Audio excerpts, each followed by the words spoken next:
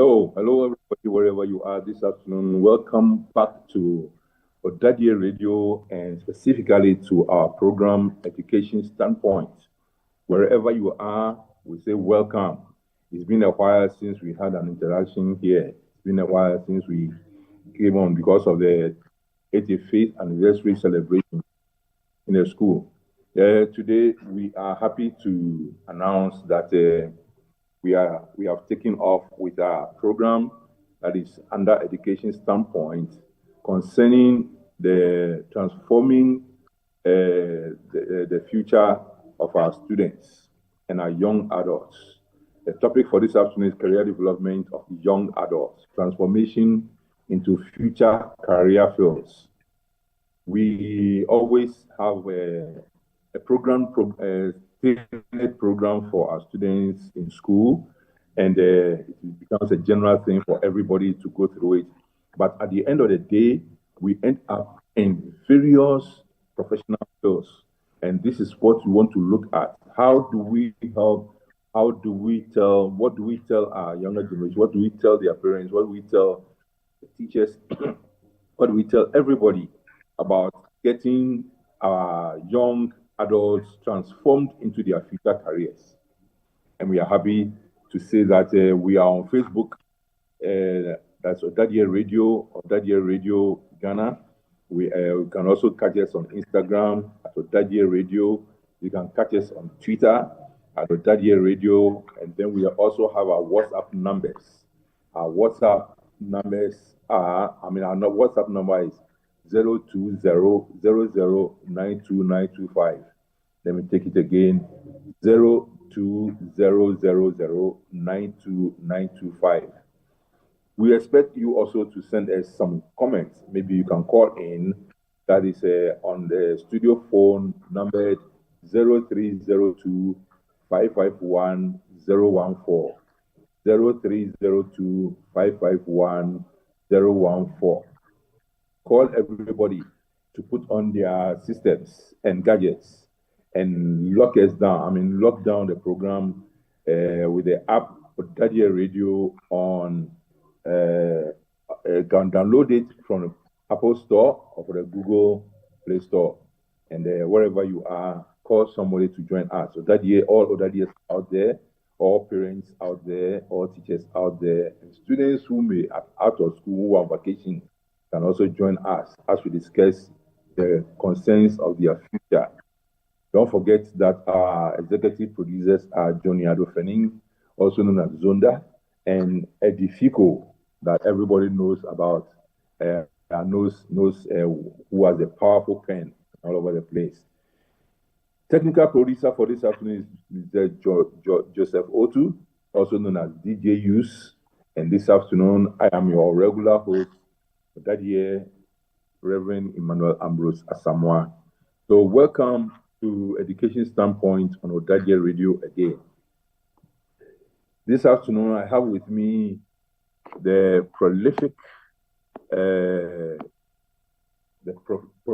personality in the person of Dr. Justice Kofi Boakye, who is our host. Today, he's here to help us look at certain fields where he has entered into and how we got there and how other people can also get there in the future. So this afternoon, I say, Dr. Boakye, welcome to the ỌDADEƐ studios. It feels strange hearing you call me Dr. Boakye. I'm sure a few years ago you'd have shouted my name. Hey, Justice, come here.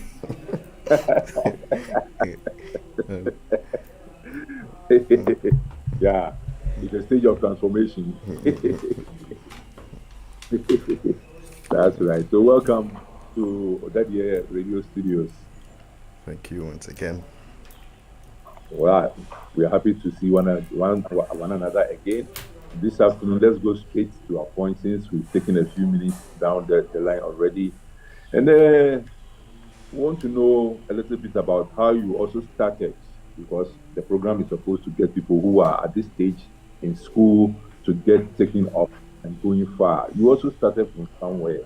Maybe you can tell us where you came from before you landed in Pesek and how you got into Pesek. Okay, so as you rightly said, my name is Justice Kofi Boachi Apia.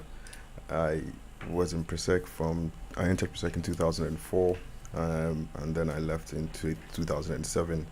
And your very distinguished self was my senior housemaster. Oh, you were my senior Yeah, housemaster back in the day. You run thank into your you. house to store my food, to prevent seniors from from Yeah. eating my things. So I had to store my food in your house for a few years until I got to the point where nobody could bully me for my food anyway. So yes, um, Good before to know and to remember. before PSEC, I was in JSS in Galaxy International School, Okay. and then for primary school I was in Hana School Complex, so not too far from here, um, in Medina. But I grew up mainly around in Adenta. That's where, but we still live in the same house anyway. So I grew up in Adenta, still live there. Came to Presec after secondary school. I was originally not supposed to come to Presec actually. So at the time when we were selecting JSS, secondary schools in JSS, my JSS had the international system. So I originally Okay. wanted to continue with that and not switch to the secondary school system. But the decision was taken by my teacher that I should write the BEC because it was going to be helpful. So Mm, I had a teacher doing the filling of the BCE registration forms. One of the teachers, the late Mr. Grant, asked which school to choose, and I said, "Oh, I'm not going to attend any other school, so just put anything there." He said, "Oh, Presec is a good school. Let me push it. Let me choose it for you." So he chose Presec for me, but oh, I liked the idea of Presec because I had seen, I would followed the national science and maths because my family had a tradition of Presec. My cousins, my older cousins, had all been to Presec, that, and one cousin I particularly looked up to, he currently works for the World Bank, Eugene Barton. So he had also been here, and he had been senior prefect. So I thought, okay, yeah, school, that's a good school, so it's fine. You can choose okay. it. So that's how Presec got selected for me. Now, after the BEC, a friend of mine chose Achimota. So when the results came through, Mhm. I remember he chose Achimota, and then we went to Achimota. He came to my mom's shop. I was at my mom's shop that day. They told me they had released the admission list for Achimota, so he was going to check it. So I said, okay, let's go along. So I went with him to Achimota. We went to check. His name was there, and I said, oh Mhm. well, let's go and check Presec to see what will happen if I got picked. But I think with my grades, I knew I was going to get picked anyway. But I just wanted to be curious. So we came to That's right. Presec. And in those days, they used to put the admission list at the entrance, just in front of the That's administration block. So there was right. a board there with the names written on it. When we went to Achimota, they posted the name and then the aggregate. So name aggregate 6, aggregate 7, aggregate 8. And I remember when we came to Presec, they didn't put aggregate. They posted number of ones, if my memory serves me right. And it was 10 That's right. ones, 10 ones, 9 ones, 10 ones, 10 ones, 9 ones, 10 ones, 9 ones, 9 ones.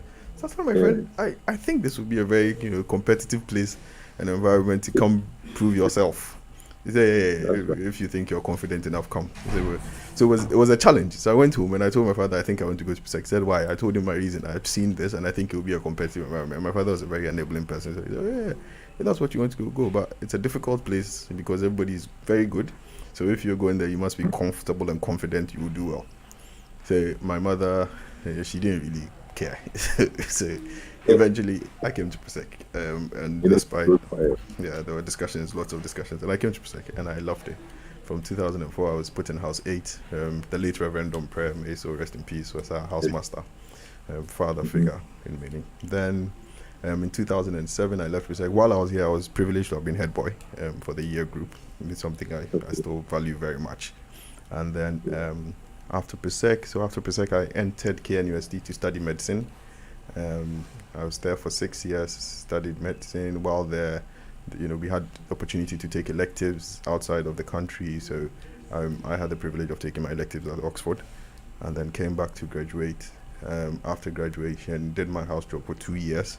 During my house job, I was involved in some research work. I was recruited by one of our consultants and professors in the university.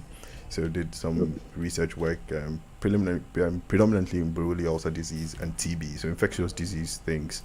Um, I got the opportunity to travel around Ghana a bit, seeing patients in rural areas, people who had Brule ulcer disease. So from Agogo to Tepa to Nkaria to Dunkwa and all those rural areas. Got the Wow. opportunity to see all these places and see patients. Looking at Yes, I was attending to patients who had the Brule ulcer disease, which is quite a rare condition, but it's around. We mm, just don't diagnose it much, but it's around. yeah, So that work was a WHO project, WHO funded project. But getting to the end of it, before that was around the Ebola time when Ebola struck, the WHO, yeah, yeah. Liberia, the Liberian health system was completely devastated. So the WHO decided to set up its disease programs again using external experts. So at the time, I think my then boss and I were invited by the WHO to come to Liberia, and we worked on the Brule ulcer leprosy program for them, set it up, and then I came back to Ghana to complete my house job, and I was privileged again to have had a PhD offer scholarship to go study for a PhD in infection Mm, and immunovaccinology. So immunology, but vaccines specifically, and vaccine okay. development. So right after my house job, which was my second year after medical school, so 2 weeks after my house job, I left. So I didn't start practicing as a medical officer. Right after housemanship, I left. Went to the UK, St George's University of London, studied for a PhD in infection and immunity, and I think getting to the end, while there, I got my license to practice. I wrote the license exam, got my license to practice. So I used to practice alongside studying. So my PhD was focused on developing a vaccine against Brule ulcer disease. By God's grace, I think it went well. I won a few grants with that as well. Got some money to continue my research work. I was doing mouse work, so experimenting in mice. Develop the vaccines, experimenting in mice, give them the disease artificially, and see if they're able to mount an immune response to prevent the disease from being established. So Yeah. I think right after no, I didn't even finish. Getting to the end of my work, then COVID struck. So Okay. there was haywire everywhere, and once COVID struck, everybody was now talking about vaccines. So at the time when I was going to start my PhD, vaccines wasn't really a big deal.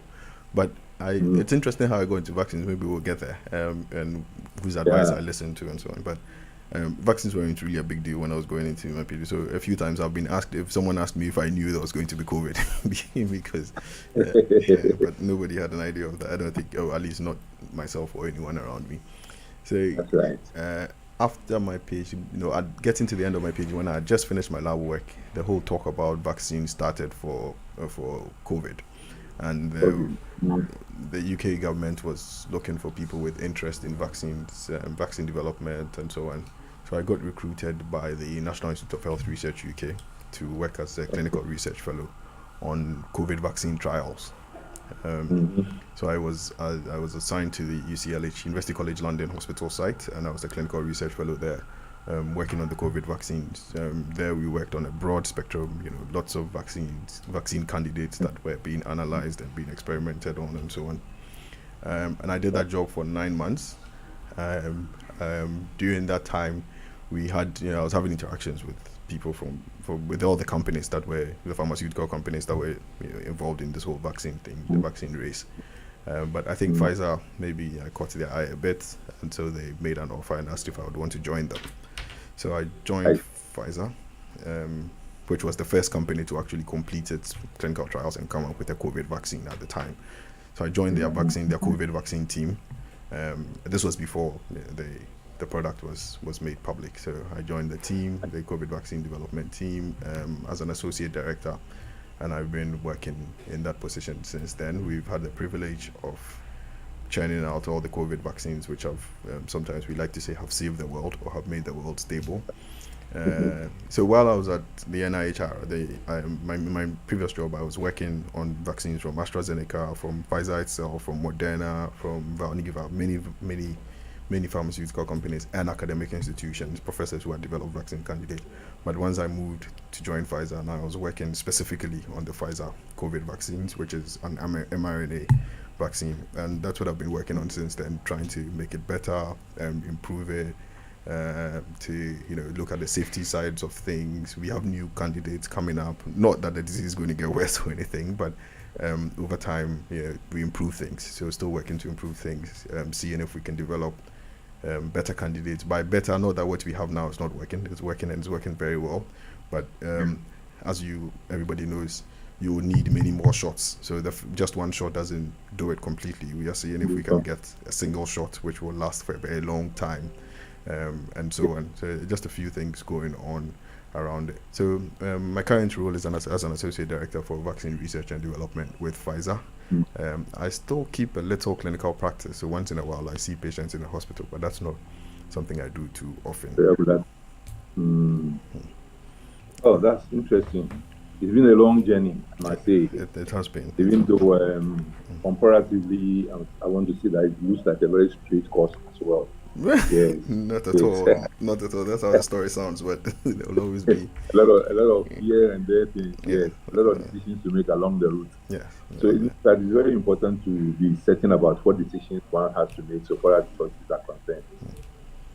Am I right? Yes. Yes. Yes. To be very certain. But we also have to make room for a few deviations from the path. I think the Bible talks about God being the final arbiter in our decisions and in how things go in our lives. So you will have your own plans, but God also has his own plans. So, and as much as you would hope for certain things, there's always the need to also make adjustments and to be open to the fact that things may change, and you will have to adjust and still be able to move on. You will learn new things, you will know new things, which may change your perspective of things. You would get opportunities elsewhere, and the main things you may be looking up for may not come the way you would want them to come. Things may not go as smoothly as you. But I think your strength should be in your ability to adjust, to analyze the situation, and see where the strengths are, where the weaknesses are, what the future holds, and then to grab the opportunities as and when they come. I see. So, for students who are listening to us or whose parents are listening to us now, what happens when they wonder? I mean, you are in school, you are given a program, you enter PSEC or you enter a secondary school, you are given a program to do, and then you begin to wonder that is the right place for you because one is not certain about what to do in future. What happens with this kind of situation? You are not too sure whether this is what you really want to do, but you find yourself inside there. There are many people who choose science in PSEC who don't get the science. There are many people who choose science, they get the science, but they don't get the direct subject areas that they really want to do. Some people came to PSEC and they're giving a Greek and they wonder, what is this place? Yeah. So, what's your take on this kind of situation? I had friends who were science students and who I think it became obvious along the line that they were not supposed to have been science students. And there's one particular friend of mine. He was my mate. He, after first year, he decided to switch. Not even first. I think after first term or second term, he decided to switch to the arts. So while he was struggling a bit in science, he went to arts, to the reading arts. So he did history, literature, government, and maybe something else. I mean, a fourth of it. And he became a stellar student in the art class. So struggling science student became a stellar student in the art class. He currently works. He currently works for the UN. So he went to the university. Yeah, he went to Legon, studied political science, did a master's, and he currently started a PhD, but has stopped to go. He currently works for the UN. So everybody has where their strengths are, and it's important for children to know this. But at that age, when you are 14 and you have to take such a lifetime decision, a decision that will influence your future and for the rest of your life. So it's quite a difficult situation, and it's quite serious. I know we look down on it and we take it as one of those things, but and a few times I've had this conversation with friends where I've said, I think we were thrown before the river too early. If you go to America, for instance, if you go to the university, they have a liberal arts system where even as at the university level, you are not choosing to specialize in anything yet. You're studying all courses and then deciding. So I was particularly happy about the 4-year system. My younger brother came to PSEC as well, and in their time they did a 4-year system where in the first year they studied all the subjects. And all the subjects, and then they later had the opportunity to choose, because it's a major decision to be taken at that age. And at that age, how much do you know? What are your? I was privileged because my father was quite informed about these things, and he kept saying, whatever you want to do, I think you are still too young and to lock yourself up. Mm-hmm. So instead of going to study general arts, and then if you decide after secondary school that you want to do something science related, and then they say, oh, because you study general arts, you can't do it. Or if you go and study And business, you want to decide to go and do something arts related, and then they say you can't do it. But at least science gives you a broad overview of things. And fortunately, people who study science are thank God, mostly allowed to switch in the university. So um, that's right. yeah, I'm mostly allowed to switch in the university. So why don't you read science? And that was the basis for which I read science. I just because at that stage I wasn't sure of what I wanted to do. My father, he wanted me to study medicine, so he was very sure he wanted me to do. But he knew if he told me straightforward, go and do medicine, I would rebel. I would say no, no, no, that's not my choice. That's not what I want to do. So he just said, look, Yeah, give yourself options and study science. Once you get to the university, by then you would be developed enough. You would know exactly what you want to do, and then you can yeah. choose. Yeah, so that was how I got. But I think for many other people who unfortunately didn't get guidance, they made mistakes in their choices, and that's why I personally also do not believe in allowing children their autonomy. Yeah, to see a parent saying this whole, you have people saying, oh, child rights and the children should be allowed to choose and to Mm. make their own. I totally disagree with that. I don't think It's things a, should. to- it's a totally dangerous theory. Yes, I think it's not. A child is a child. How much will a child know? How much exposure do they have? They'll face. There are bigger realities they would not be faced with until much later in life. But Much later in life. yeah, but these decisions they would have taken earlier would have distorted their chances. So I don't agree to that option, and I think people should, parents should be involved in the decision making.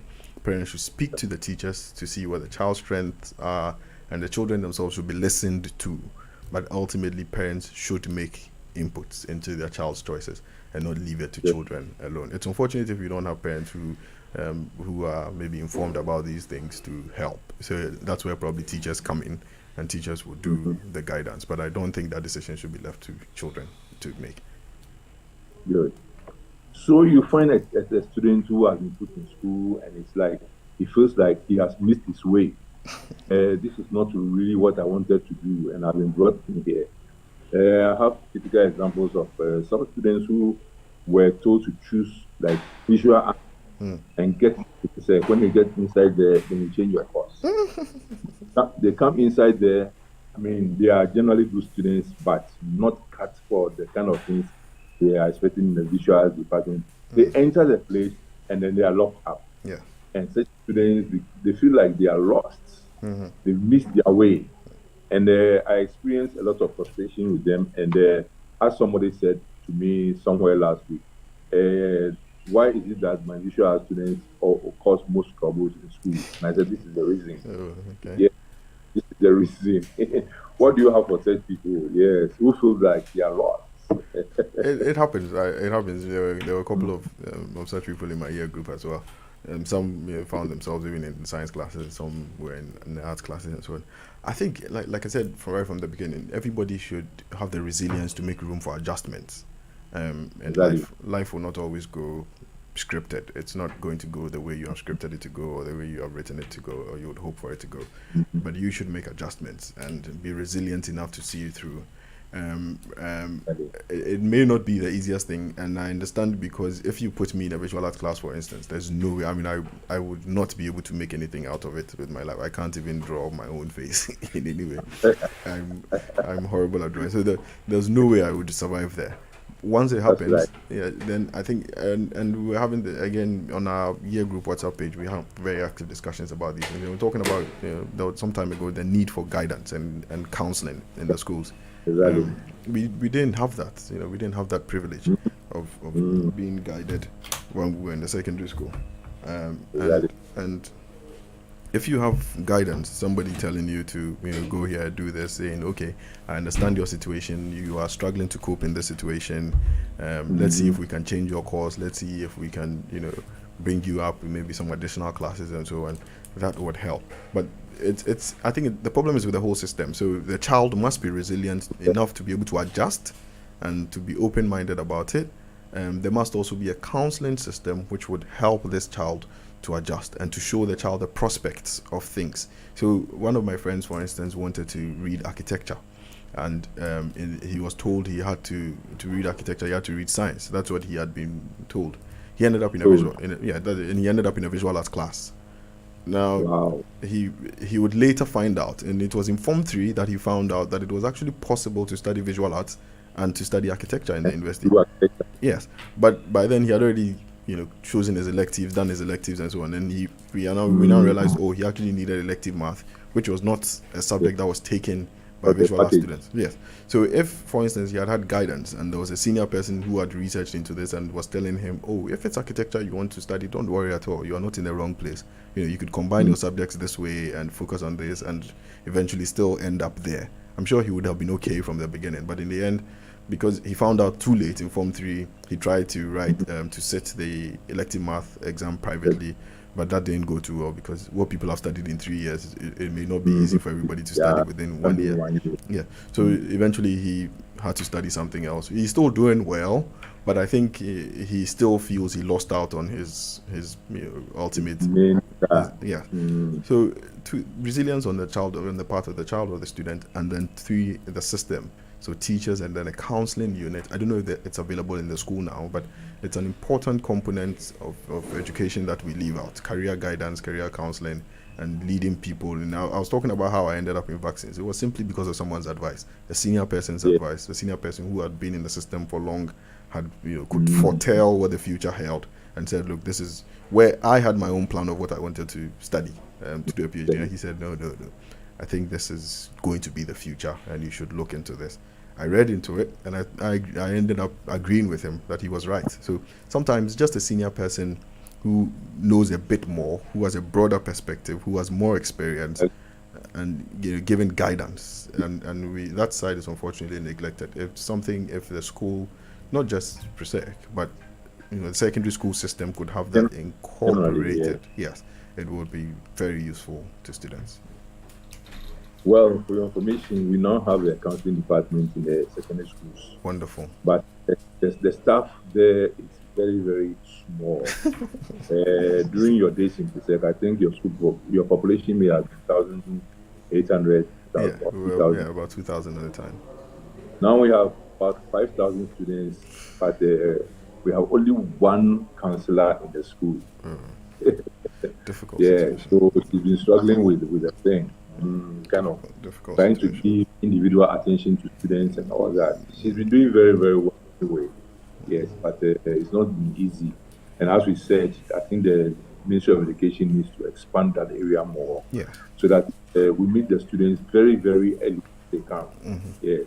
There's also a role for parents. Parents will have to expose their children, and I think the difference between the very brilliant child who lives in a village and the average child who lives probably in Accra in a good residential area and attends good schools is exposure.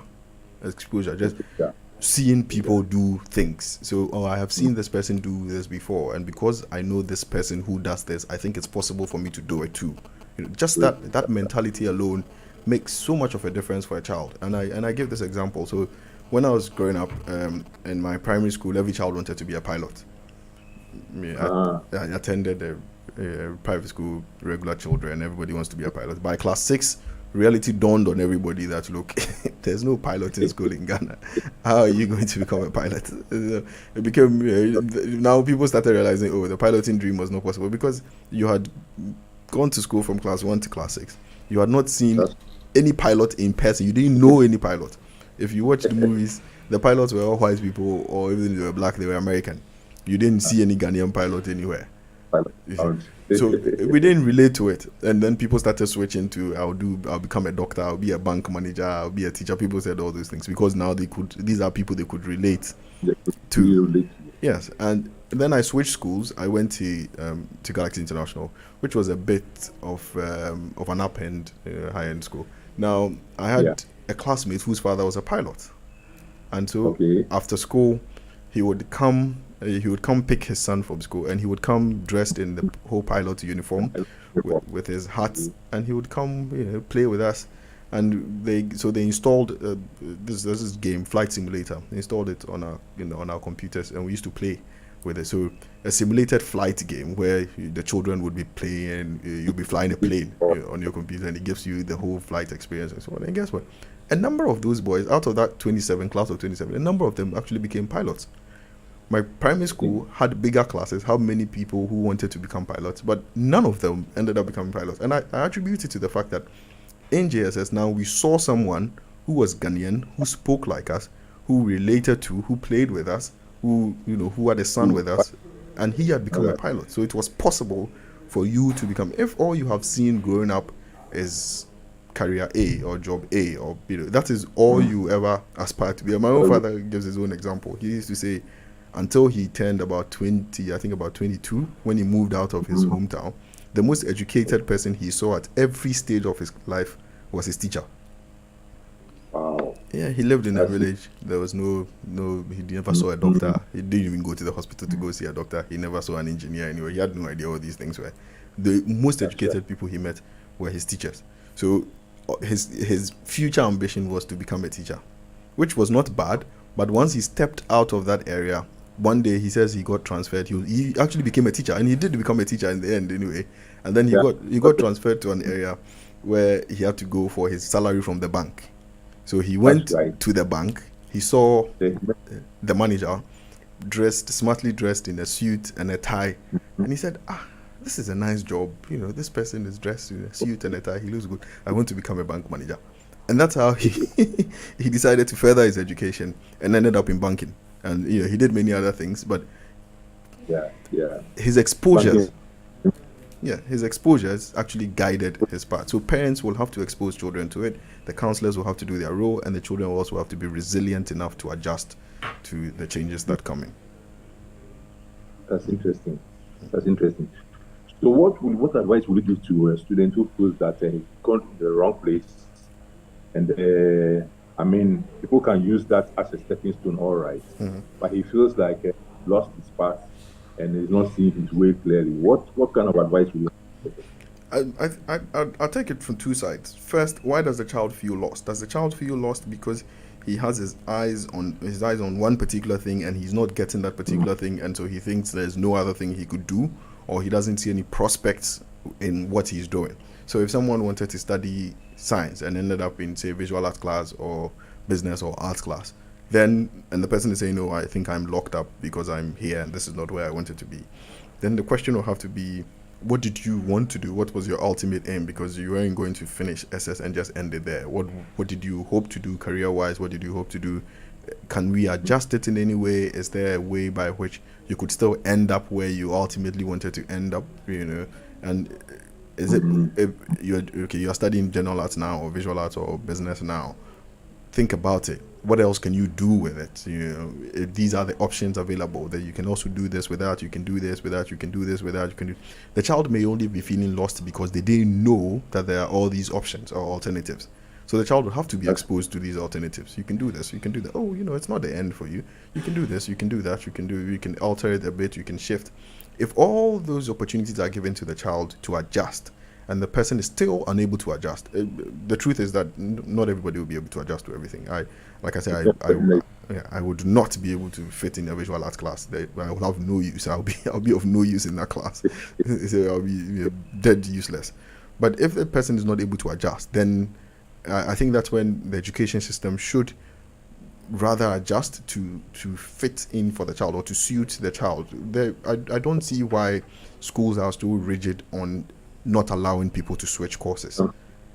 That's the thing. That's the problem we have. Yes, I don't see why we are too rigid on that. Someone came in with grade 7 or grade 8 and came to study general arts. The person comes in, he realizes he's struggling with it. The person has been counseled and guided and said, look, with general arts, you can do this, you can do that.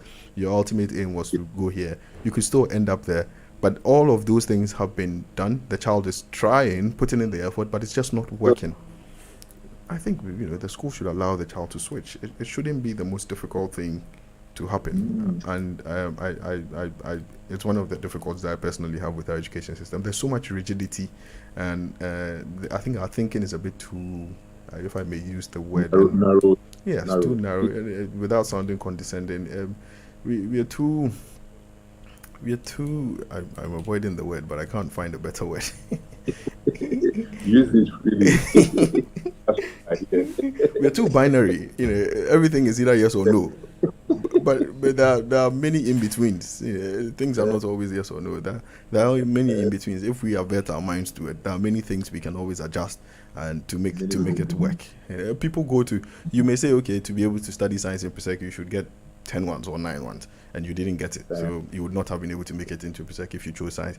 But the person is here already. Yeah, but if you go to other schools, people go to read science with aggregate 7, with aggregate 8, some with aggregate 10, and they still come out with good grades and end up studying very good courses in university and still get very good classes. So if once the child is here and you have exposed the child and the child has tried, you see that this child has put in the effort, but it's just not working. I think the system should allow switches. It shouldn't be too difficult. We are just too straight. Yeah, too left and right. That was the problem we faced when we were changing over from the old school system, that is the O-level system, to the SS system. Yeah, some of us saw this thing coming, and anytime you raise the question, you became an enemy of the system. But then we had the revolutionary people who were sitting in place and were trying to change our system to a certain American system style, which we on the field never saw as coming from America. I mean, it's not like this at all for us. We had a lot of problems here. If you give any suggestion and you wanted to change anything, you became an enemy of the system. Yes, in fact, yes, were sacked for even voicing their view. It was very, very bad. When I was in Form 3, in the old school system, I read 18 subjects. But it gave you a broad view of things.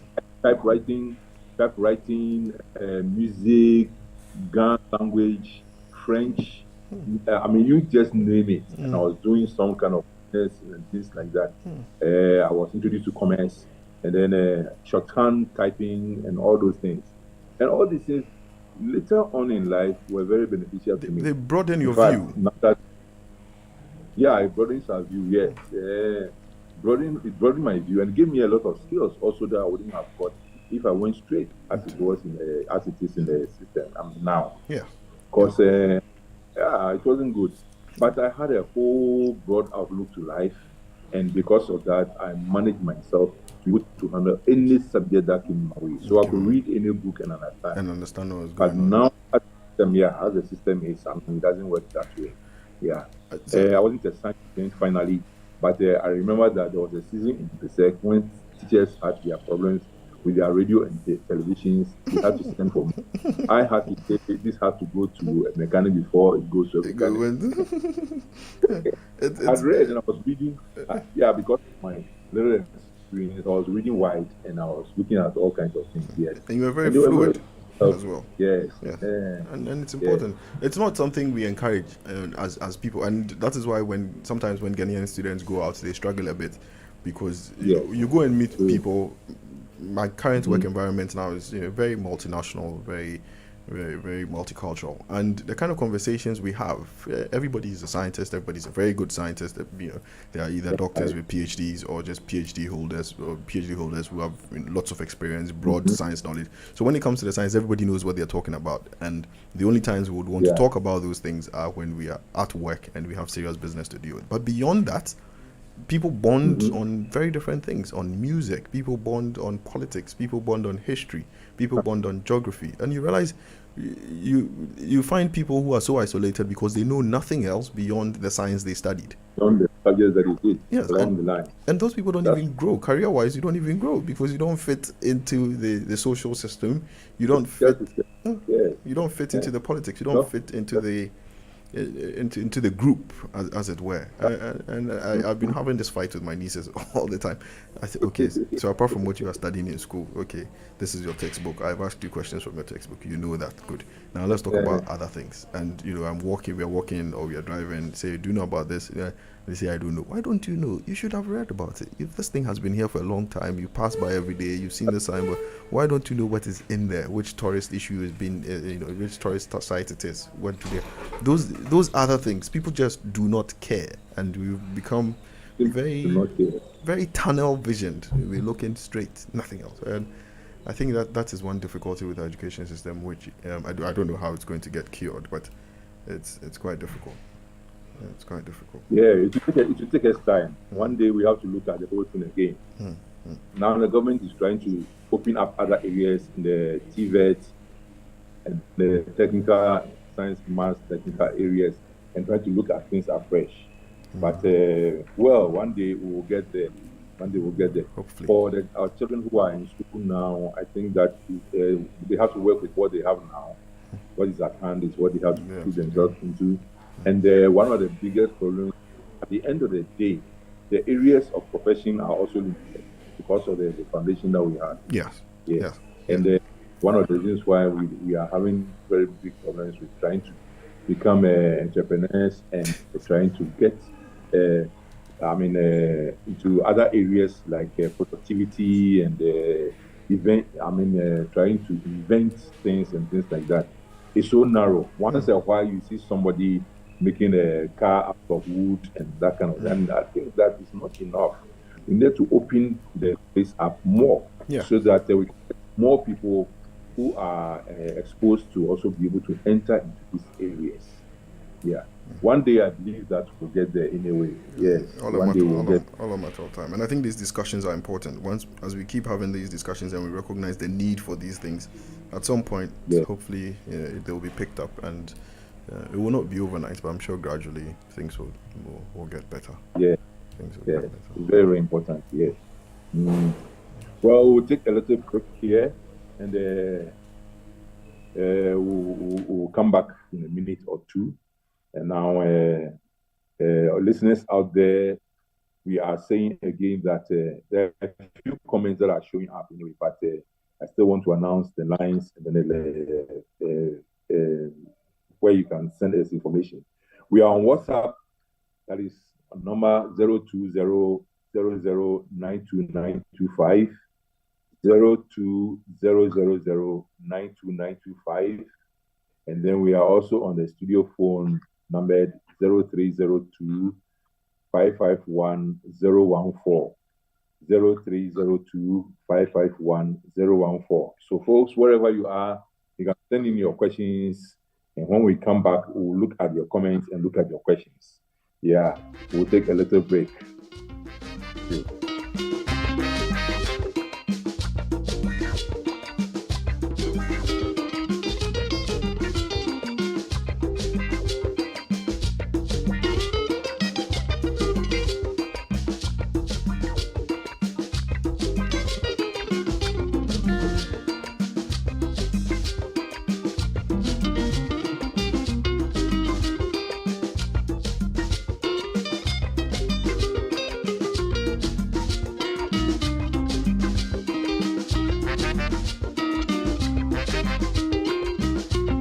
ỌDADEƐ Radio.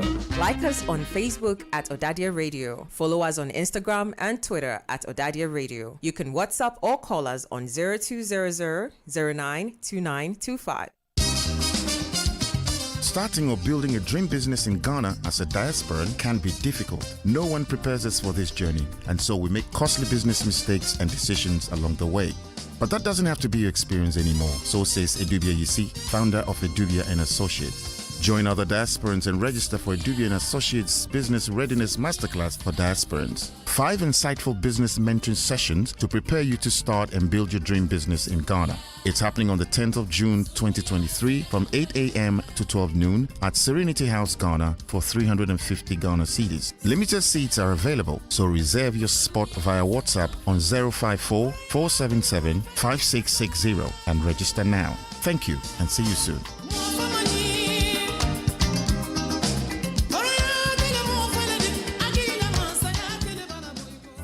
Did you know that 90% of people with autoimmune diseases will be misdiagnosed or spend years before a diagnosis is made? Precious time that could lead to organ damage. Autoimmune diseases occur when the immune system starts to attack healthy organs and cells in the body till they are destroyed.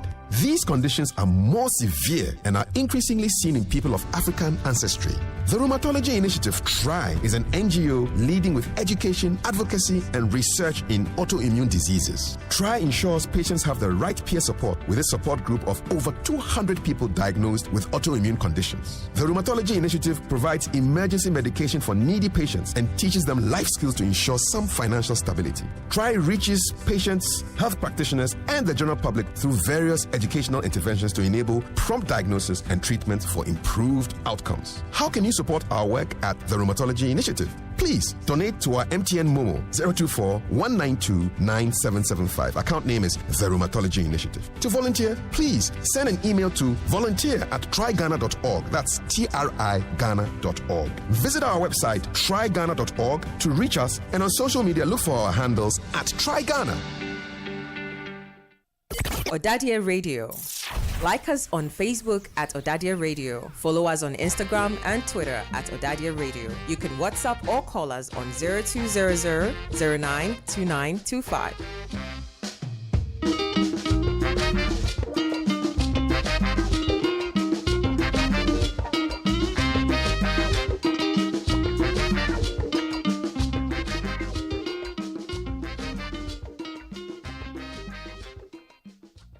Well, welcome back, everybody. Welcome back wherever you are joined us from.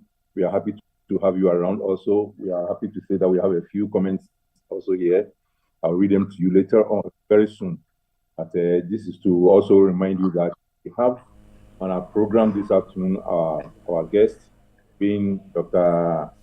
Justice Kofi Boakye Appiah, who was an SP in Presec, senior prefect.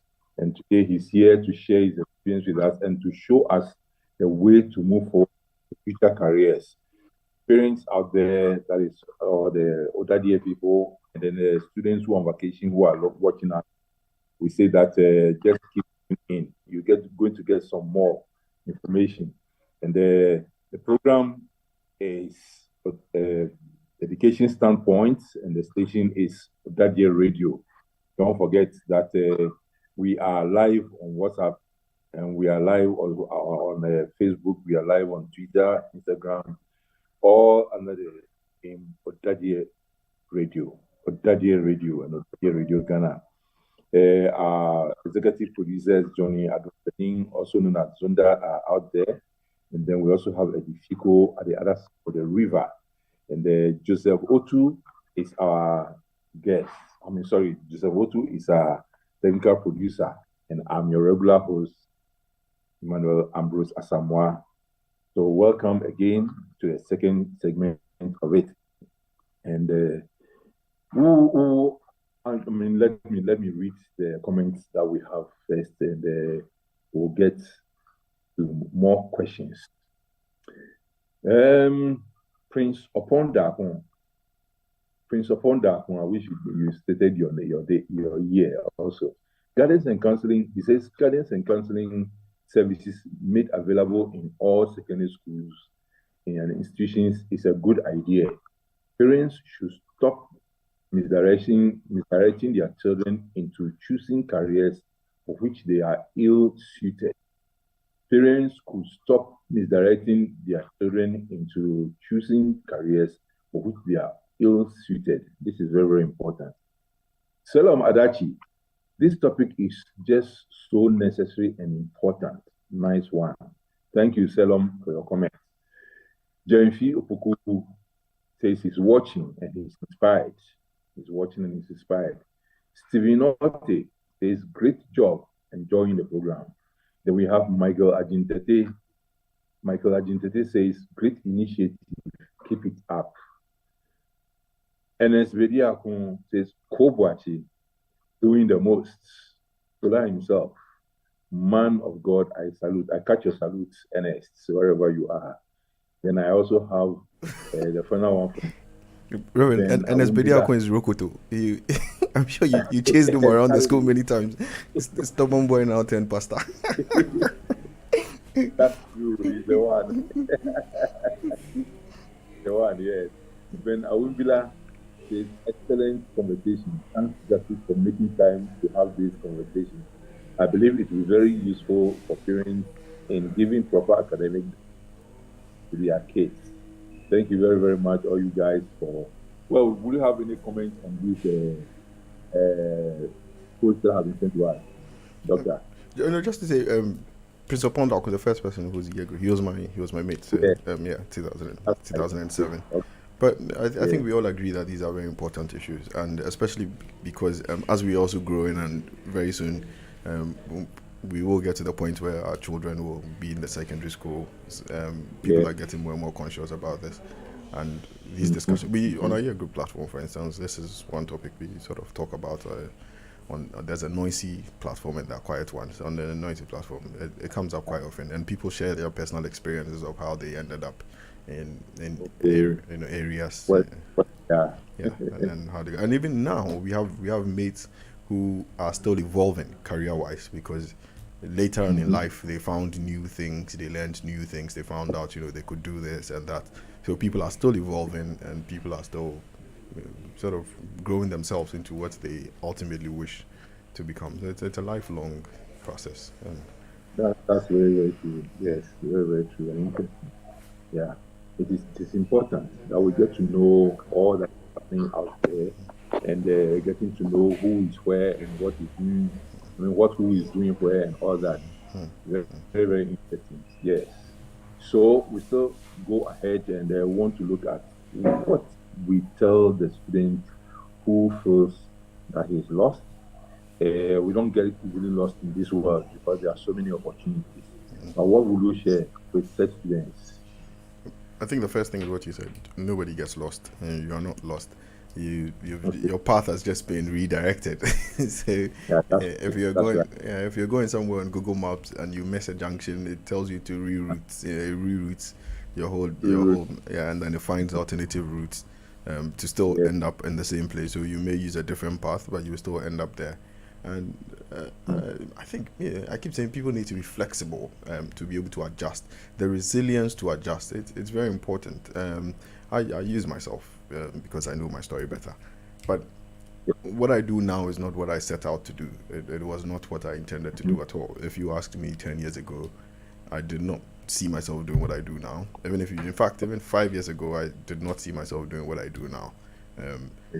Yes, but things change. New opportunities come up, new experiences come up, new knowledge, and you see new things, and you should be in a position to allow yourself to learn and unlearn. And I understand that at that stage of life, when you're just 14, 15, that's not these are not things that come to you naturally or very easily. But that's why I keep saying parents, and then counseling, and then other family members who have gone through these things, who are older and can provide advice for people and can give them guidance and say, look, let's sit down, let's have this discussion. Why do you feel lost? Is it because you don't think you can end up where you originally wanted to end up? Okay, what did you want to do? Now let's see how we can adjust and then see how close we can come to that. If you end up here, will you be happy? If you end up there, will you be happy? This is an option you could take. This is an alternative to the path you originally wanted. Are these things we can adjust to suit you? If we look at your strengths and your weaknesses, I think you could do this. You could do that.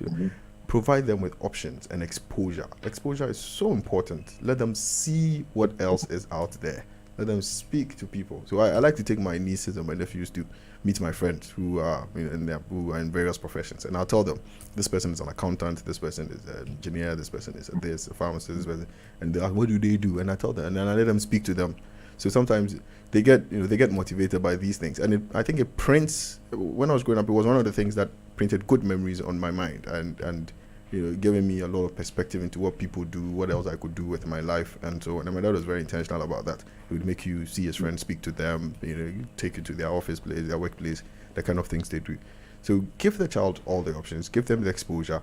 If they still feel they are lost and they can't find themselves on any of the alternative routes, then that becomes the problem now goes beyond the child, or the solution now goes beyond the child to the system.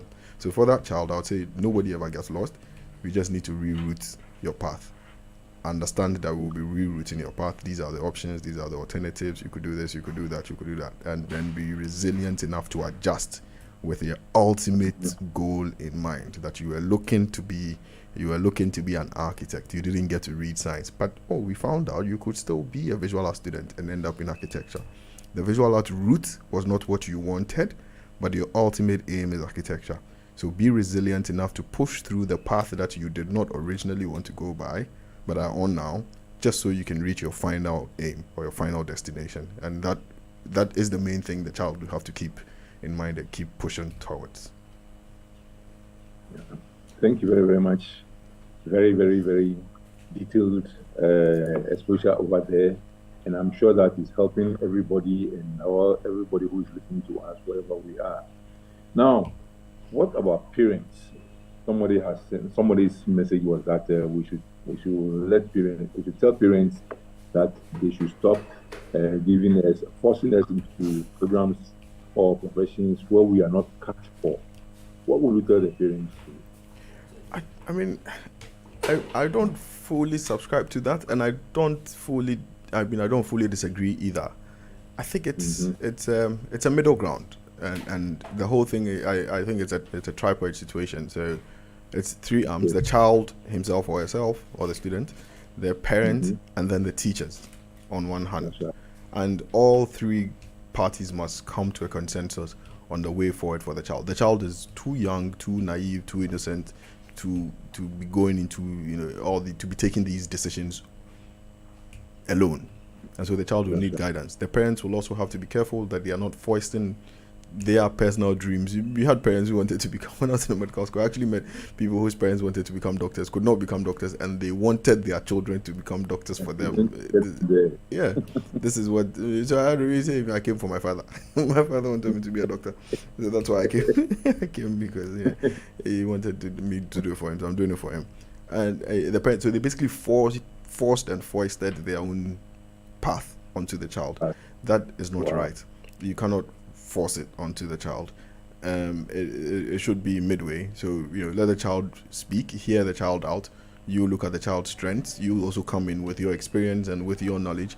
If you don't feel adequate enough as a parent, you can let the teachers also come in. Teachers tend to do very well at these things, and especially because they have very little emotional attachment or very little personal involvement in these things. I think their views are usually very objective on how things should go. We were very privileged to have teachers who were very invested in us and who cared a lot about where we went. I still have primary school teachers who call me to check up on me, text you once in a while, see how you are doing, and they cared. So teachers who care will have very good perspectives into children's strength and where they can go to or what they can do. So it's a tripod situation: parents, the child, and then the teacher. And there should be consensus built in where everybody voices their opinions, and then eventually a decision is taken in the interest of the child. Very, very important. Thank you very, very much. And as we go forward, we see more of these things coming up. Parents must be open, and they should make themselves open for the children. Allow the student, the child also to be open, so that they get into what comes into their hearts to do. Yeah. Because when they do what comes along to them like that, they put in all their effort. Yeah. The determination is bigger when it happens that way. Yes. The determination is bigger. What should the school do to students who get into places where they think they are not supposed to be, and then they begin to create problems for other students and for the school system? This issue is dicey because was it 2 weeks ago that I met up with a friend who got suspended while we were in school. Got suspended almost to the point of getting sacked. I think he got deboardinized. Yeah, I think he got deboardinized at some point. And we were talking about how the punishment system and how the schools used to use it, and whether or not it was right at that stage. I mean, because you are here, I will not go into the details of exactly what he said, because you are senior master partner. But we felt sometimes the school did not take time to understand students, and some of these students had problems, major problems, which caused them to misbehave. And at that stage, we were all children. Some people, by virtue of the homes they were coming from, were probably a bit more disciplined or more discreet about the kind of things they did. And for some people, it was just just luck. They just got lucky, and so they were never caught. But they committed the same offenses everybody committed, the same wrong things everybody did. But they're just lucky not to get caught, and so did not have to face any punishment. For the unfortunate ones who got caught, there were some who were outrightly just naughty. They were bad. Very little could be done about them.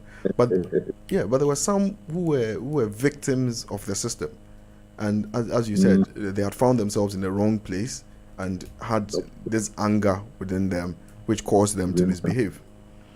There was one guy, for instance, who I remember his parents, was he in America? His parents, he was a junior of mine. His parents had brought him down from America because I think they were probably too busy and they couldn't contain him or something. And he was living with relatives here who he felt weren't treating him well. He wasn't happy with how things were in Ghana. The whole system was new to him. And the shock, I think it caused him to become a rebel. And he was just causing trouble everywhere, here and there. If you spoke to him, within 1 week, he would be a good boy. But after a while, the anger would set in again, and he would start. The anger would. Yeah, and it would push him. But the system did not make much of an effort to understand these children and what caused them to misbehave. And some got sacked from the school. So at 15 or 16, you had been sacked from the most prestigious boys' school anybody would want to attend. And the psychological trauma and the scar it would have on you, if you didn't have parents who could maybe send you to a private school, or who, by virtue of Ghanaian systems, had connections to get you into another school, that would probably be the end of your good education. And even psychologically, it scars you. It takes away your confidence. It has a huge effect on you. So that level of punishment was probably too strong, and I think that's because our system does not pay much attention to the psychology of children and the mental aspects of things. So these children have found themselves in places, and we've identified the root cause of their stubbornness or of their misbehavior to be that we see that this child is just fit in the wrong hole. It doesn't fit. It's not a good fit for where they are now. What stops a teacher from taking particular interest in this child, speaking to the child, understanding the child's problem, seeing how they can adjust things to make the child fit in a bit more? And ultimately, these are children. At 15, 16, even at 18, we're still children. I look at some of the things we did when we were 18. I'm like, oh God, what were we thinking at the time? What were we thinking of? We're still children. So if the system didn't consider us as children and treated us as adults and hit us hard with suspensions and demodernizations and dismissals, those were too strong. They were too strong. And I think schools should now understand the psychology of children, be interested in the root cause of misbehavior, and especially in the example you gave where we know, as you said, that this child is misbehaving because they found themselves.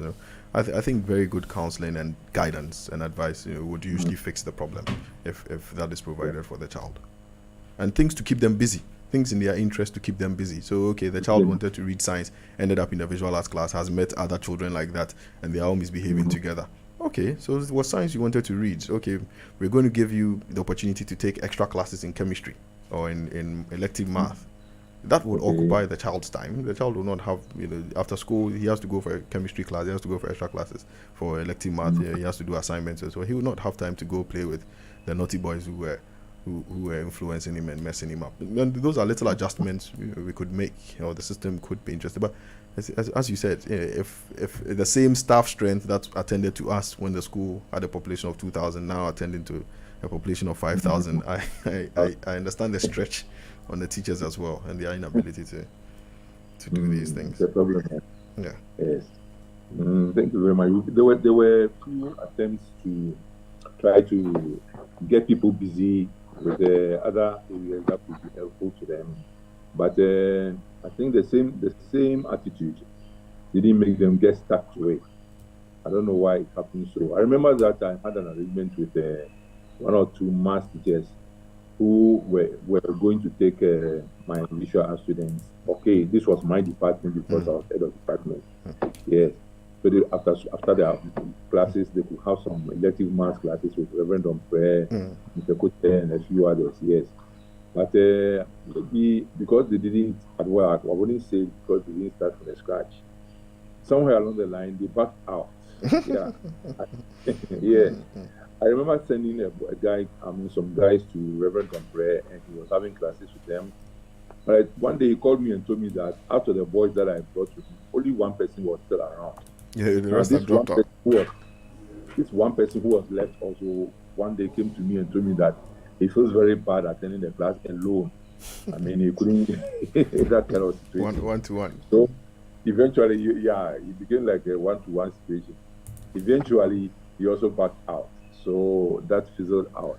Can you imagine that after school, after he had finished with and he made very good grades in the visual arts, he went to tech. He was given a course, not as he had given, and then he started doing graphic design. He was an excellent student. Then I had to arrange for another teacher at tech to get him a math teacher. So while he was doing his graphic design in tech, he went on to do his math lessons. Oh. Yes. At the end of the first year, he clocked an A in math. Then he came back to the university and changed his course to what he originally wanted to do. 2 years. Yeah. After 2 years of doing graphic design, he changed over to architecture class. Yeah. So these are success stories of how, if people get the right direction and they get the right guidance, they can easily make it. And this architecture story, I actually know two people who have similar stories. They found out too late that there was still that option to study architecture from the visual arts angle, because they didn't know, and there was nobody to tell them. Their parents were probably not knowledgeable enough. They didn't speak to any teacher, and one of them was particularly troublesome. Maybe this path could have tamed him if he had the additional math class, and he was told, look, it's architecture you want to do. If you don't take this math serious, you cannot do it. If you take this math serious, it's possible. It would probably have tamed him and calmed him down, made him focus a bit more. So True. It's very true. Yes, I remember one case of this student also who was brought from outside, and he wouldn't bow to any kind of advice. Yeah. They are difficult ones. It gives us frustrations too. That is why sometimes we go to the extreme. Yeah, that's why sometimes we also go to the extremes. I remember he came back later, 2 years after school, to come and apologize. To apologize to me, and I said, no, I'm not the one to apologize to you. You had a fight with some teachers, go and look for them and apologize to them. He felt very, very uncomfortable. I tried to link them up, but I don't know how it ended. I never got back to him, and he never came back to me anymore. Yes, but I told him I understood his situation. Yeah, because he had been given a hefty blow from home. Yeah, as he was dumped in the school, and so the things that he was doing on the streets, he had to bring them back here. He simply did not want to go, and the fight was against his parents. Yes, it was against the establishment. It wasn't. Sometimes the things people did. But he was fighting with us in school. Some people just wanted to hurt their parents for hurting them, and so they just want to cause trouble just so their parents will hear.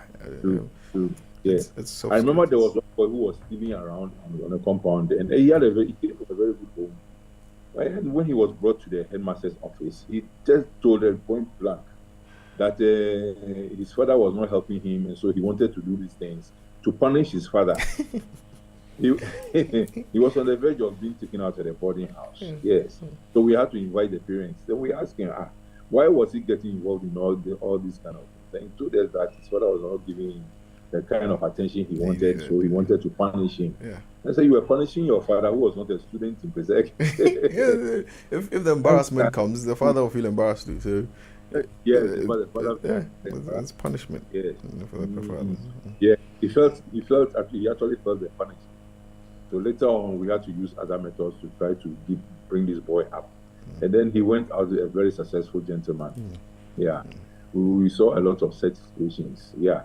But as we said, it's the straitjacket causes nature of this SS system that makes some of these students behave the way they do, or misbehave the way they do, just to register their protests to the system. Yeah, and it's not been very, very easy. Now, out of our levels here, what are some of the areas also that we can pick on when we live, like the person did science in Pesek, or did science in the secondary school, wherever we do their science? Of course, there have been a lot of people who attempted to come to Pesek who didn't get the opportunity. I remember sending one boy to Okapman Secondary School. Eventually, he also became an SP in Okapman Secondary School. Yes, and then later on, he was on science quiz program, and he punished us also along the line. Like, I don't know where he is now. I'm trying to locate him, extract him, but I've not found him yet. And then it's good that he also went through the system. He was rejected here. He found himself elsewhere. He worked very hard and then made it. But the question I'm asking, what are some of the areas out there after finishing the secondary school level? A science student, he wanted to do medicine, he couldn't get his medicine, he will try this, he wanted this alternative, it doesn't get it. What are some of the places out there that science students can enter into? I'm specifically asking for science students because of your program. Yeah, that's what I know much about. So I think the sciences in Ghana, everybody knows medicine and engineering. Those are the only two things everybody cares about. Yeah. When I was going into three things. Pharmaco, engineering. Yes. Now things are broadening a bit, and then other alternatives. But when I was after SS, I remember having a discussion with my father, a frank discussion with him, and telling him I never wanted to be a doctor. Anyway, I wanted to. My original aim was to be a lawyer, and saying to my father, "Yes, I'm going to end up a lawyer." But at the time, there was no option. The option to do law for a first degree. I think previously, you could do law for a first degree, and then they stopped for a long time, and then so Lagos stopped for a long. Then KNUST started undergraduate law. So by the time we went in, I think the first batch were probably in final year or something like that. It hadn't been running for a long time, or a third or fourth year. It hadn't been running for a long time. So I told my father, I want to ultimately end up in law, but I like the postgraduate law route. I don't want to do an undergraduate degree in law because I think I would want to know something else beyond the law. So I want to do a first degree in physics and math, which is what I like. I was a very calculated person, so physics and math. I wrote my SATs. I wanted to go to America, and if I went to America, the plan was to study economics and math and end up in law school. And my father had his own plans. He wanted me to study medicine, so you had to close my mind on those things. And I remember telling, and he said, sorry, I hope this doesn't sound insulting or anything. He said, if you study physics, all you become is a teacher. You know that, right? That's the only option you have. You can't do anything else. And it's not just him. So he got other people to speak to me as well. So, well, if I become I could be a teacher, I could become a university lecturer and become a professor. He said, no. It will end there for you. And even if it doesn't end there, what if you don't get to do a master's, you don't get to do a PhD? So you should be thinking about job prospects beyond your first degree. And so don't go into the pure sciences. And eventually managed to push me into medicine. But for many people in Ghana, we don't encourage the pure sciences. And I understand why we wouldn't encourage people to go into the pure sciences, because you are likely to get stuck along the line. So you get people who study chemistry, who study physics, who study biological science, and end up in banking. It's not bad, but the point is they are not applying what they study. And it's also because they are not applying, not because they don't want to apply, but the opportunities to do it are not there. They don't get the opportunity to apply exactly what they study. So if the reason why people go into medicine is because they get a job straight away. They are told, no doctor has to write an application. Once you finish medical school, you will always have a job. So because of that, they go into medicine. No pharmacist has to write an application. Once you finish, you definitely. Those who are adventurous enough, even engineering, back in the day, now I think it's better, but back in the day, even engineering was a risk. It carried some risk. If you didn't get to do electrical engineering, which was considered a top engineering, the rest came with some risk of unemployment and so on. So sometimes it's the environment and our system that also restricts people. But beyond that, I think the time has come for young people to not limit and restrict themselves to Ghana only. There's a huge world out there. There's so much going on out there. People are studying all sorts of things. And I think our generation of Ghanaians have become so ambitious, and are traveling around the world doing the most sophisticated and complicated things you could think about. People are taking PhDs in areas we had no ideas about growing up, but it's happening. So one of my very good friends, Chuku, he's in Australia now. He's taking a PhD in fisheries, and we did during the COVID period. We did a paper. We published a paper on fisheries and COVID. So we collaborated. I was doing the COVID aspect, and he was doing the fisheries aspect, marine biology, basically. So a Ghanaian marine biologist think about it this way.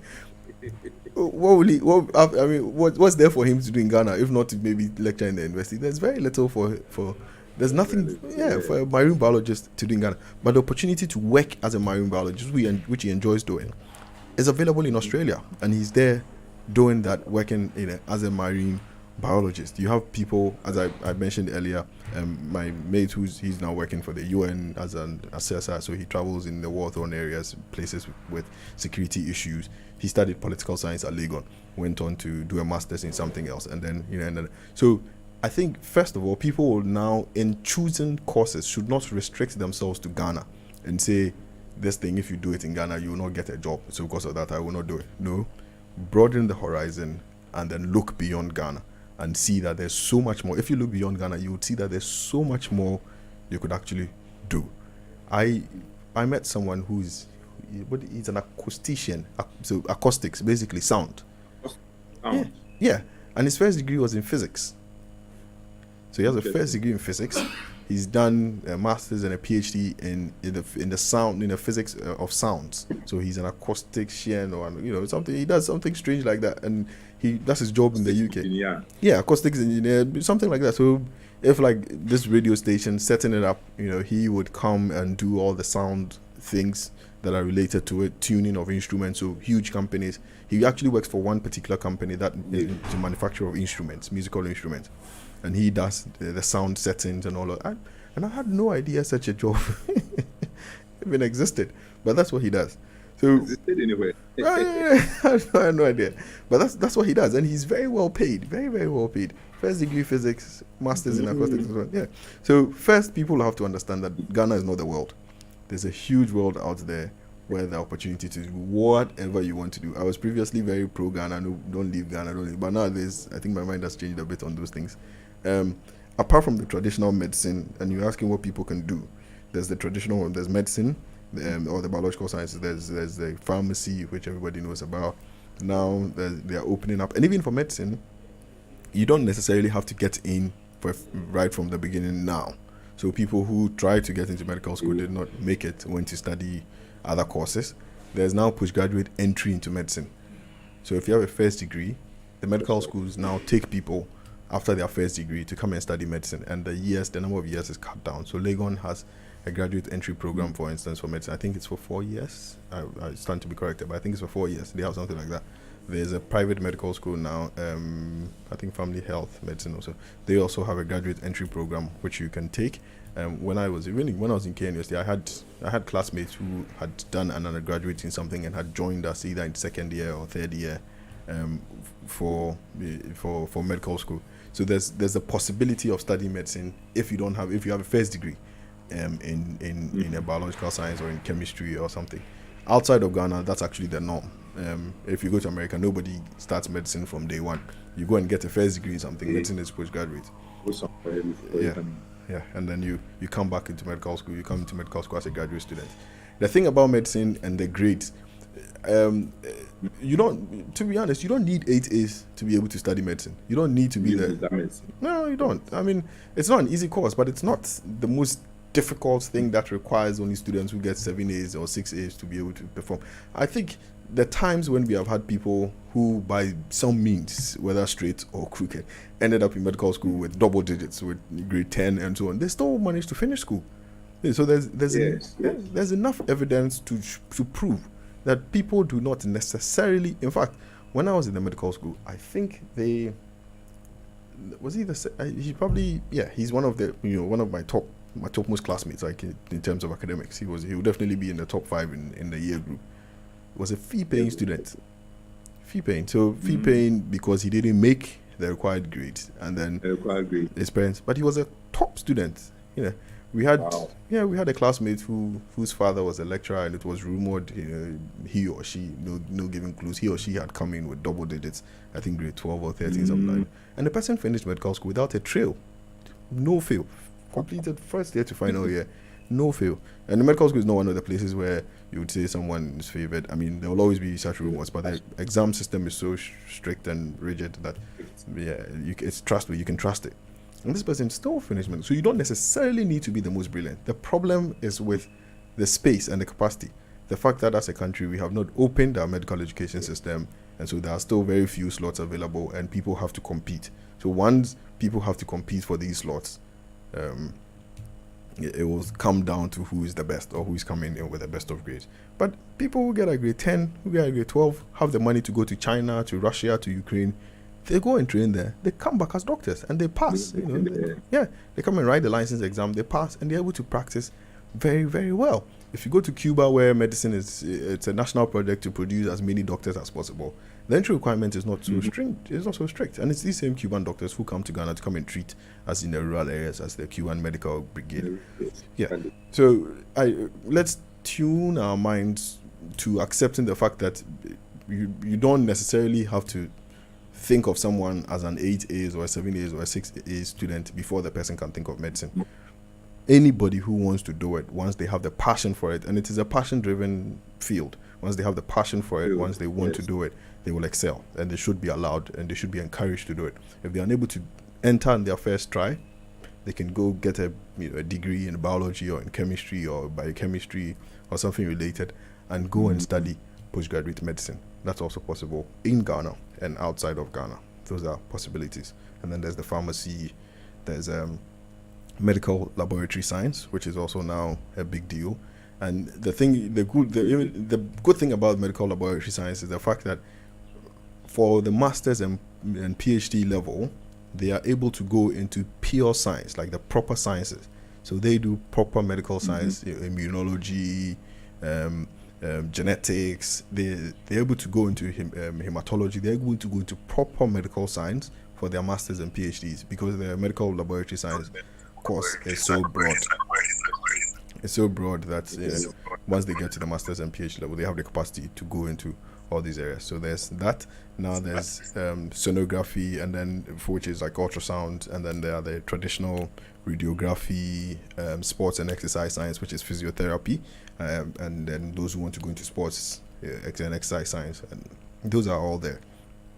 Then you come to your engineering. You come to your engineering where you're going to apply, your physics and your chemistry and your math. So electrical engineering, the mechanical engineering, the traditional engineering, it doesn't change. But I would nowadays I encourage people to go into the pure sciences if that's their interest. If it's physics you like, study it. If it's chemistry you like and you want to go into pure chemistry, go into it. If it's biology you like, and go into it. Don't use your Ghanaian environment to say there are no jobs, there's nothing to do. There's so much you can do at the postgraduate level and outside of Ghana. So once you go into these areas, be keen and make up your mind that you're going to have to leave Ghana, or you're going to leave Ghana at some point. When you get out of Ghana, the opportunities are unlimited. Unlimited. Oh, that's great. That's great. Very, very helpful. And that also means that you just need your science basics. Yes. And then you get to where you have to get to, and then you are on your way. Wherever you want to get to, you will get there. Yeah.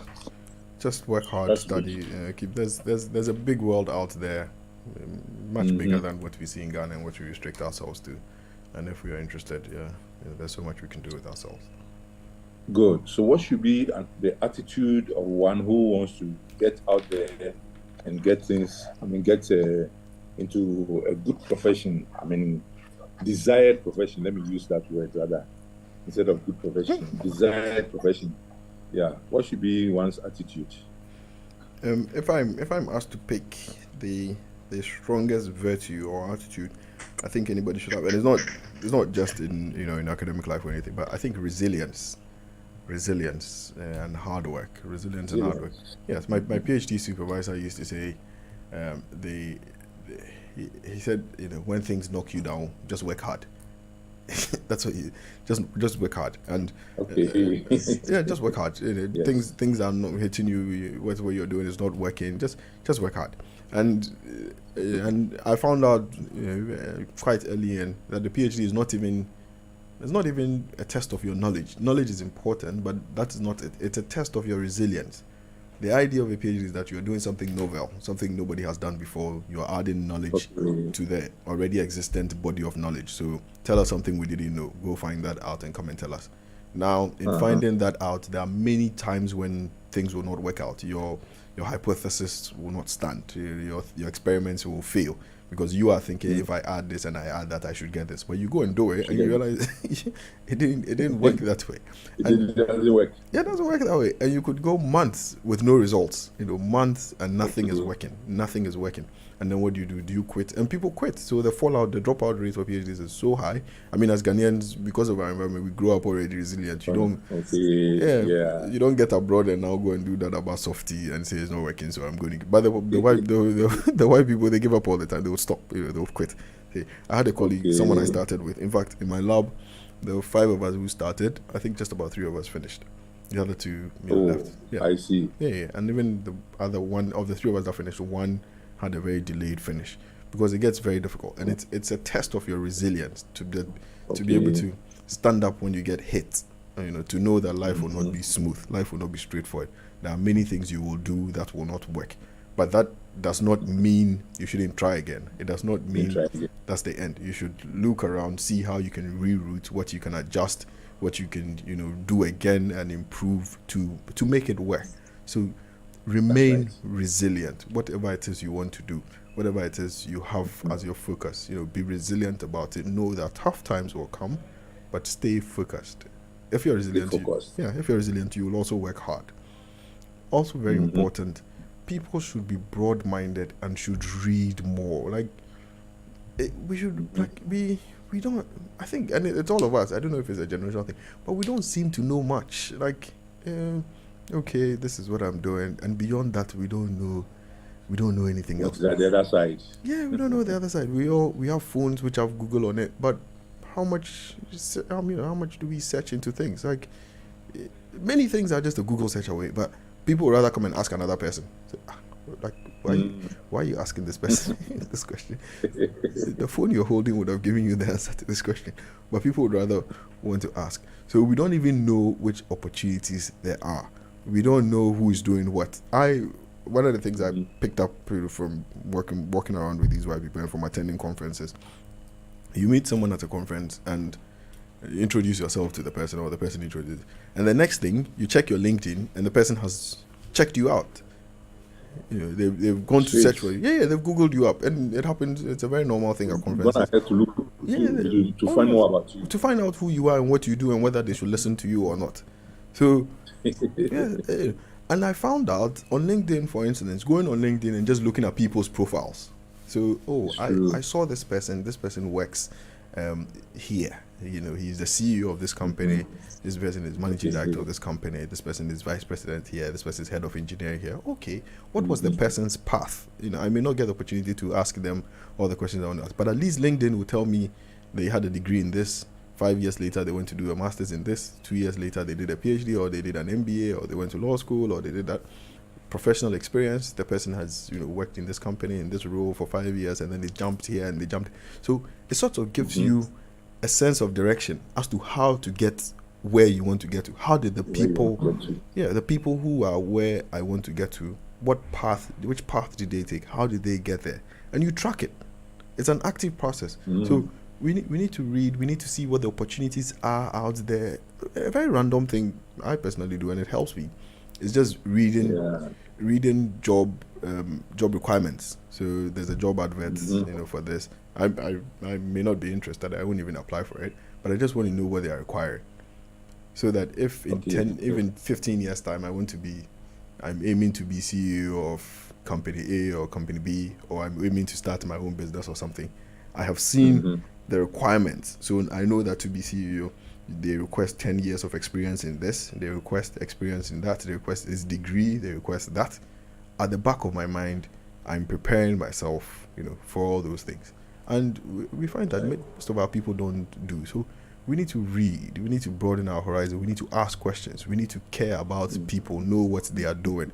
We need to have mentors, we need to have people we are looking up to, that this is where I want to get to, this person is there, and I want to know how the person got there. And people are very happy to share. Strangely, people are very happy to share. Yeah, it's true. But we don't ask, we don't talk to people, and we don't read much beyond our specific narrow interest. But that is not a very helpful thing. If you want to do postgraduate study, you must be able to write.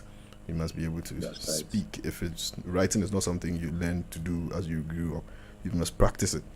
You must be able to speak out your ideas. You must practice it. If it's not something you can do on the brink of the moment, you should practice it, and you should want to do it. Just broaden your horizon, your scope, and be open-minded about things. Though I think those three things are the most. If you have these three sorted, you're fine. You have the resilience, you're able to work hard, and you're broad-minded, so that you read and acquire new things, and you follow up on people and the path.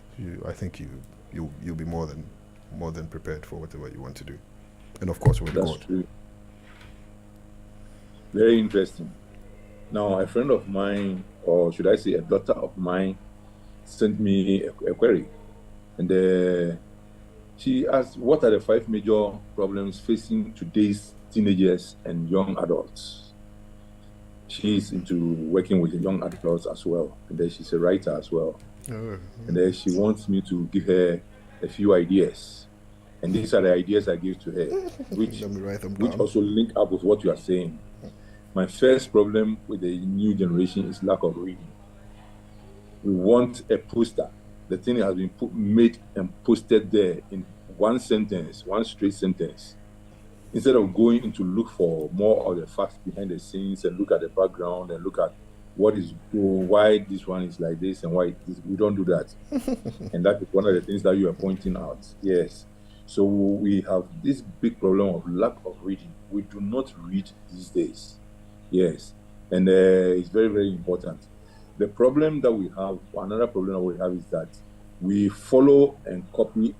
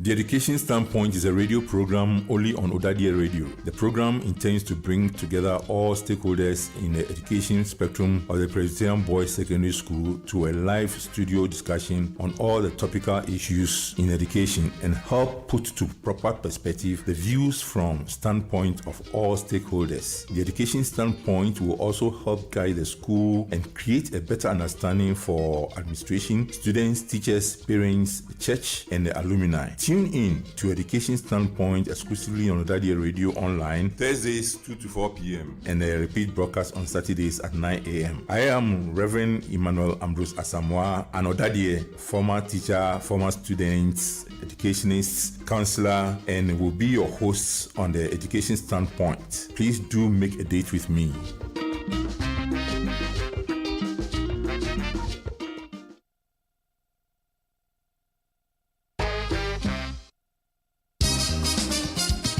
Starting or building a dream business in Ghana as a diasporan can be difficult. No one prepares us for this journey, and so we make costly business mistakes and decisions along the way. But that doesn't have to be your experience anymore, so says Edubia Yisi, founder of Edubia & Associates. Join other diasporans and register for a Dubian Associates Business Readiness Masterclass for diasporans. 5 insightful business mentoring sessions to prepare you to start and build your dream business in Ghana. It's happening on the 10th of June 2023 from 8 a.m. to 12 noon at Serenity House, Ghana for 350 Ghana cedis. Limited seats are available, so reserve your spot via WhatsApp on 054 477 5660 and register now. Thank you and see you soon.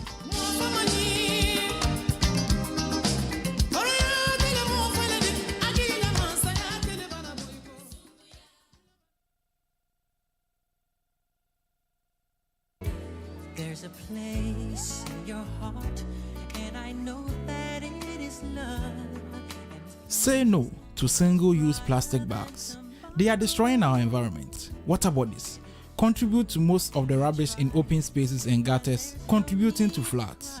Fish and livestock are ingesting plastics, which poses danger to our health. Plastics take ages to decompose and are harmful to the environment. Be responsible. Join eco-conscious citizens in supporting International Plastic Bag Free Day and say no to plastic bags. Use a basket, jute bag, or other biodegradable bags on 3rd July and every other day.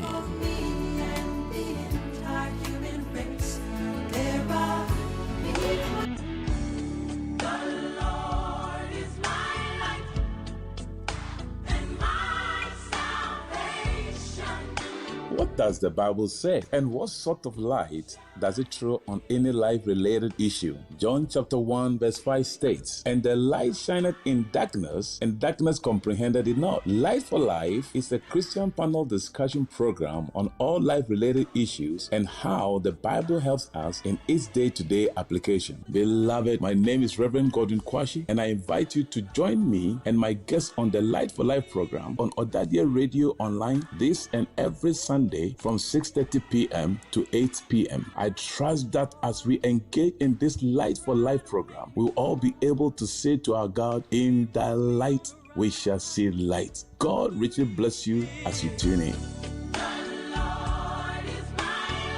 I don't know what I would do without him. Whom shall I fear?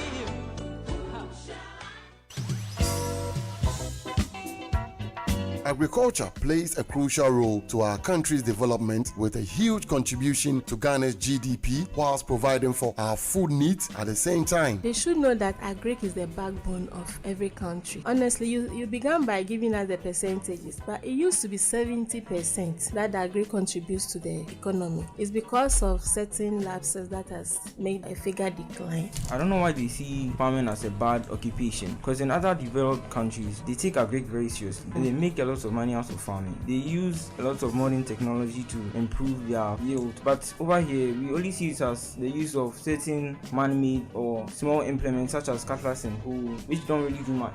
If you want to go into mass production, which will bring you a lot of money, you use a lot of modern technology that will help improve the yield. Time to put the spotlight on agriculture value chain in Ghana on Agric Panorama on ỌDADEƐ Radio. Agric Panorama is a radio program that is aimed at creating a unique platform for all farmers, traders, processors, transporters, wholesalers, and all other actors within the agric value chain. Agric experts, policymakers, students in agriculture, and other stakeholders as they participate in a panel discussion to unravel all that matters to improve agriculture and agribusiness sector, which is the backbone of Ghana's economy. It's beneficial to the country in the sense that the non-companies in this country, the products these companies bring out are from agric, or the raw products are from agric, which has been processed into finished goods. With agric, as I was coming, I wanted to do biology, but my grandfather was the person who told me that, why don't you try agriculture? Because I'm a farmer and look at where I am. So you can also try agriculture and then you can see how far you go. Agric Panorama will be broadcast live from the studios of ỌDADEƐ Radio Online every Saturday from 10 a.m. to 12 noon. You can listen and contribute to this program via the Zeno FM radio app or ỌDADEƐ Radio app from the Google Play Store or App Store. Also watch it live on YouTube or Facebook at ỌDADEƐ Radio or ỌDADEƐ Radio Ghana. ỌDADEƐ Radio,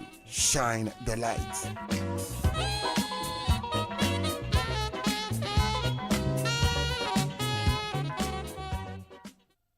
Hi, this is Patricia Obonai, Global Vice President. Keep listening to ỌDADEƐ Radio. Hi, my name is Dakwa, Kwesi Che Dakwa, and whenever I'm in Prisek Legon, I listen to ỌDADEƐ Radio. Shine the light.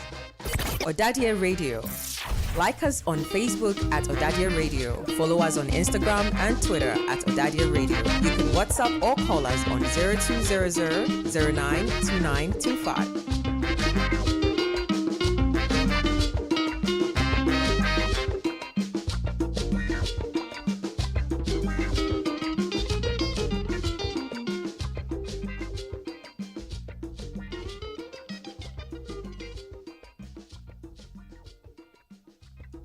Hello, good afternoon again, and welcome back to ỌDADEƐ Radio, where we are within the program Education Standpoint. Just as you had it this afternoon, we are having Dr. Justice Kofi Boakye Appiah as our guest, and he has given us a lot of insight into the science areas. And then we have a few areas where we want to I want to read a few comments that have been posted to me, and then he will give his comments on them. Prince Opon Dakun comes again and says, when parents push us to enroll in courses for prestigious, lucrative professions, which they may be intellectually unsuited, such graduates swell the ranks of the unemployable and the unemployed. Then we have Ben Awimbila again saying, I agree with you, Justice. Some of the punishments meted out to us back then were too harsh. I know you remember my ordeal in the hands of some teachers. Names withheld for obvious reasons. For missing morning assembly day after day, taking 3 exam papers. No doubt I was wrong, but the punishment was just outright inhumane. Shout out to Daniel for escaping unscathed that day. Daniel, congratulations for escaping. Yeah, Emmanuel Kelly says, very good discussion. Then Derek Sherrington Moffat also comes back again. There's another problem we have in our country. It's also the availability of jobs related to the courses we study in our universities. In the West, there exists myriad of opportunities in the labor market. Prince Opon Dakun comes again with when parents push word. Okay, I think that's the first one I read. Yes. So thank you very much for your comments. These guys, it's been a long time. And Kofi, Dr. Kofi, I think you can give us a few more comments on these things. I don't think I have any more comments on these things. What they've said is encompassing enough. Yeah, I agree largely I agree with them. Kelly's an Air Force pilot now, so he sent a text. He found his way into piloting even when the opportunities to go commercial weren't available. Yeah, but I'm sure in future interesting. He would probably go commercial at some point. But that's one way, for instance, to be able to. So he studied engineering for his first degree. Yeah, and then he went into the Air Force to become a pilot, an Air Force pilot, which was his ultimate aim. When he was in D2, so he did science with geography, and in Presec, all the science with geography. Yeah, all the science students, those who studied science with geography wanted to become pilots, and that's why they did that. Yeah. But very few of them ended up becoming pilots anyway, because you would realize you could not afford it. There were no pilots in schools in Ghana, so those who had the money. One of our mates went to South Africa. Another to study pilot. Another of our mates, he trained in America, so he's also a commercial pilot. But Kelly did not have to go outside with his money or anything. He entered the Air Force, got trained as a pilot, and he's piloting now. So as I was saying, it's opportunities and exposures and getting to know these options are available. I could pass here, I could amend my ways a bit, I could adjust here and then do this, and I'll still end up at the same place, and everybody will be happy in the end. Well, that's great. That's great. Thank you very, very much. Well, I think that with this, we'll call it a day. And we thank you very, very, very much, Dr. Kofi Boakye Appiah, for making yourself available to us this afternoon on ỌDADEƐ Radio under the program Education Standpoint. Thank you for all the efforts that you put in your little researches here and there, and the ones that you are doing yourself that is helping us. And thank you for the opportunity of also getting to know more of the other areas that are available to our science students. And we thank you all of you, and we thank all our listeners and our viewers wherever you connected us from. We say thank you very, very much for joining us on Education Standpoint on ỌDADEƐ Radio. Next week again, when we meet, we say thank you very, very much. God bless you. Stay covered, stay safe, and wherever you are, get other friends also link up, because the same time, Thursday, 2 to 4 p.m., we'll be able to link up with you again on ỌDADEƐ Radio.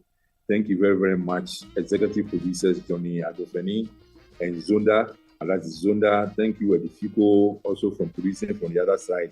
Thank you very, very much, technical producer Joseph Otu, also known as DJ Use.